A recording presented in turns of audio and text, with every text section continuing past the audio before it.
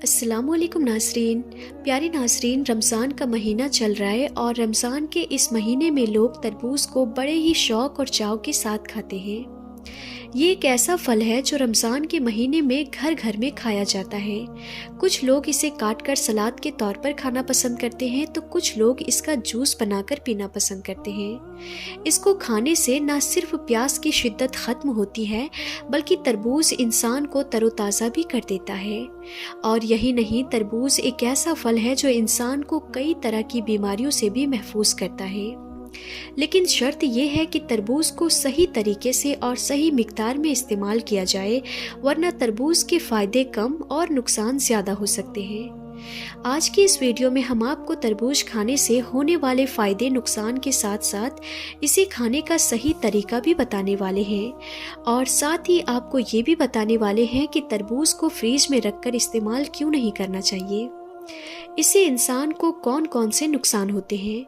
और इसके साथ साथ आपको ये भी बताने वाले हैं कि तरबूज के हवाले से हदीस पाक में क्या जिक्र आया है और अल्लाह के प्यारे नबी हज़रत मोहम्मद मुस्तफ़ा सल्लल्लाहु ताला अलैहि वसल्लम ने तरबूज के बारे में क्या इरशाद फरमाया है।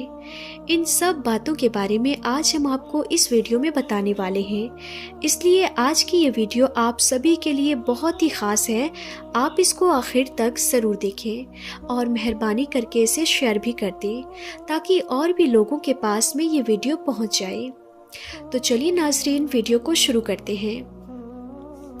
नाज़रीन, तरबूज न सिर्फ रमज़ान के महीने में और गर्मियों के मौसम में इंसान में ताजगी पैदा करता है बल्कि ये इंसान के जिस्म को विटामिन ए, बी और सी के साथ साथ पोटेशियम और दीगर कई फ़ायदे भी पहुंचाता है। अक्सर लोग तरबूज के फल को रमज़ान के महीने में बड़े ही शौक़ के साथ में खाना पसंद करते हैं। वो इसलिए कि दिन भर के रोज़े के बाद जिस्म में पानी की कमी हो जाती है, इसलिए जिस्म में पानी की कमी को दूर करने के लिए और हाज़मे को दुरुस्त रखने के लिए तरबूज का इस्तेमाल करना बेहतर माना जाता है। माहिरीन का कहना है कि तरबूज के अंदर तकरीबन 90% पानी होता है, जो गर्मियों में डिहाइड्रेशन से बचाने में बहुत ही ज़्यादा फ़ायदेमंद होता है। और तरबूज इंसानी सेहत के लिए एक बहुत ही फ़ायदेमंद ग़िज़ा भी मानी जाती है।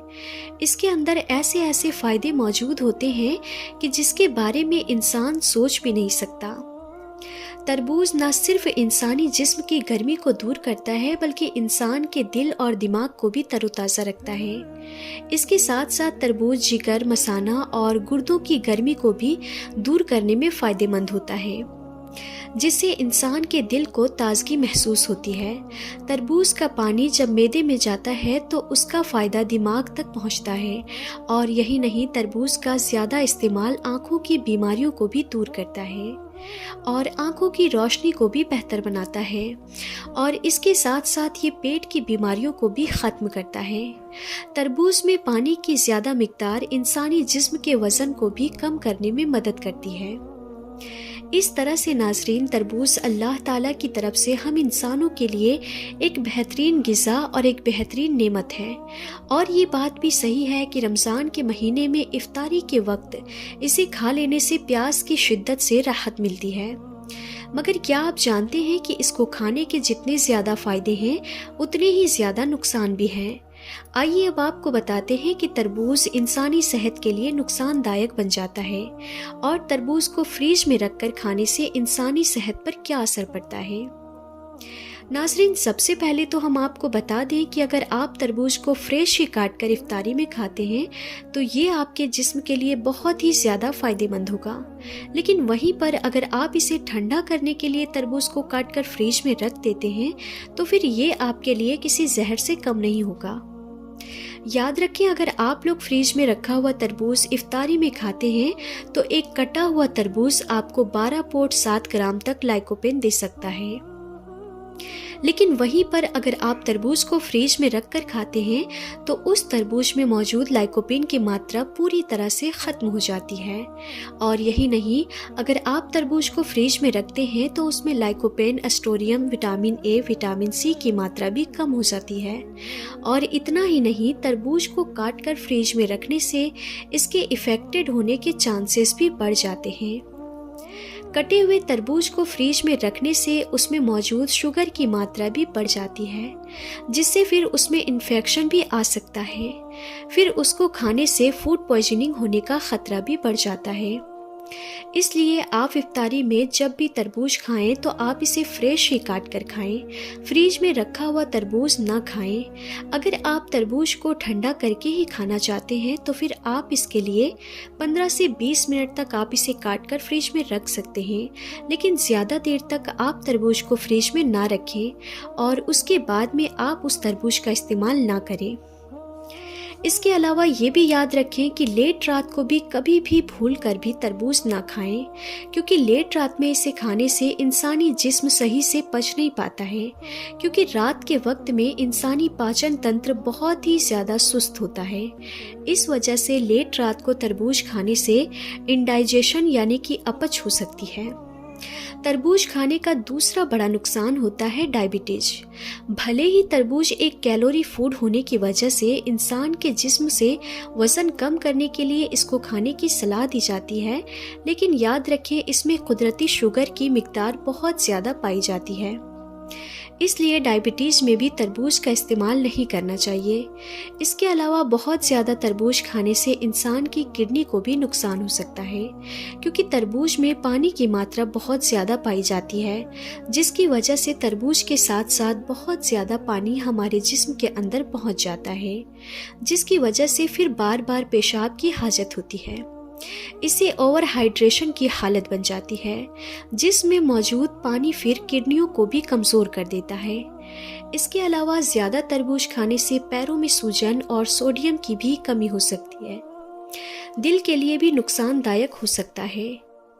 تربوز پوٹیشیم کے لیے ایک بہت ہی اچھا پھل مانا جاتا ہے، لیکن بہت زیادہ پوٹیشیم سے انسان کے دل اور جگر کو نقصان پہنچ سکتا ہے، جیسے کہ دل کی دھڑکن کم ہو سکتی ہے۔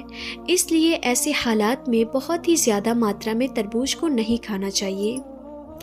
اب آئیے ناظرین، اب آپ کو بتاتے ہیں کہ تربوز کے حوالے سے ہمارے پیارے نبی حضرت محمد مصطفیٰ صلی اللہ تعالیٰ علیہ وسلم نے ہمیں کیا ارشاد فرمایا ہے۔